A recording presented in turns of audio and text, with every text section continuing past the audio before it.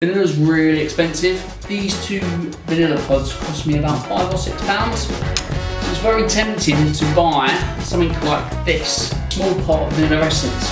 Propylene glycerol. Again, there's words that I can't pronounce.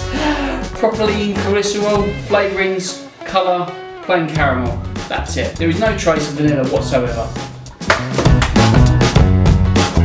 Hi guys, welcome to another episode of Paulies Kitchen. My name's Paulie and this is my kitchen. In today's episode, I'm going to be showing you how to make a creme brulee with fresh vanilla pods, not that fake vanilla essence-y type stuff that you can get in supermarkets these days. Well, I don't even know what's in there. I can't even pronounce half the words. Anyway guys, everything that you will need is here. As per usual, if you didn't get those ingredients, don't worry, I will be putting those in the info box below, so do check out there. So guys, do hit the bell button, do hit the subscribe, hover over the watermark which should be around here somewhere. It'll pop up the subscribe button, click that so you do receive notifications of my next video, which will be really soon. But guys, in the meantime, we're going to crack on and we are going to make some creme brulee. Woo! So a little knife juggle, so take the vanilla pod and your sharp knife and cut down the side of the pod. Scrape out all the seeds using the sharp knife and save those for later.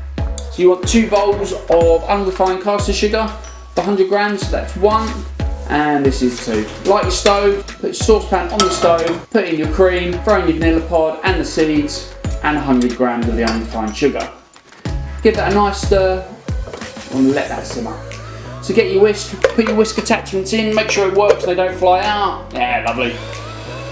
Now crack open your eggs and separate the eggs from the yolk, pass it from side to side to the shell.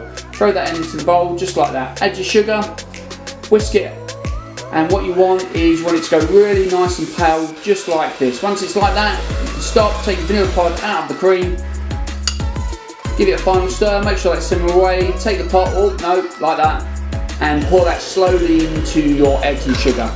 Give that a nice whisk. So get a baking tray, put in some baking dishes, add your mixture, pour them in, and what you want to do is you want to leave a small gap at the top. Get some water, fill that up, and this is called making a Bain Marie.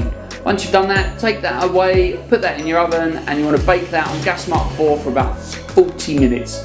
Once it's all nice and cooked, take it out slowly, and voila, you have some creme brulees. Let's take those, pop those into the fridge, let them cool, and it should look like this. Once it looks like this, dust in sugar, give it a nice shake. Well, let's tidy it up a little bit. Get a blowtorch, light that, and what you want to do is you want to caramelise all the sugar on top of your creme brulee. Look at that, absolutely amazing.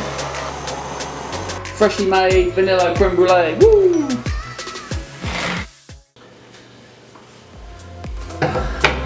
So yeah guys, that's how you make a creme brulee. It really is that simple. It does take a little bit of time, you know, you've got to leave it to set in the fridge overnight or for at least a few hours.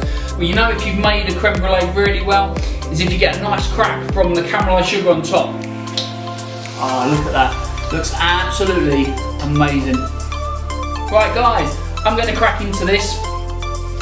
But do remember to subscribe, do remember to hit that bell so you do get a notification of my next video, which will be really soon.